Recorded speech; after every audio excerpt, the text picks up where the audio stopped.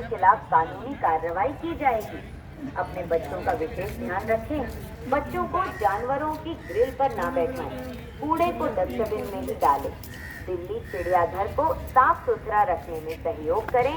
चिड़ियाघर में घूमते समय हमेशा ध्यान रखें कि आप सीसीटीवी की निगरानी में हैं।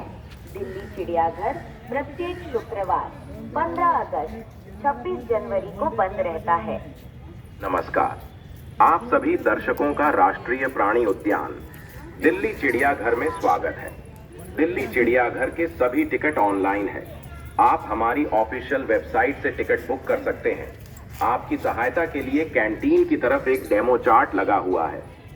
दिल्ली चिड़ियाघर प्रत्येक शुक्रवार 15 अगस्त दिल्ली चिड़ियाघर में स्वागत है। दिल्ली चिड़ियाघर के सभी टिकट ऑनलाइन हैं। आप हमारी ऑफिशियल डुग्गू कहाँ घूमने आए हो? चिड़ियाघर। कहाँ पर? चलो चिड़ियाघर। अच्छा चलो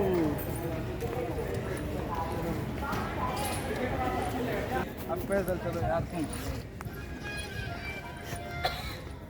हेलो आ जाओ।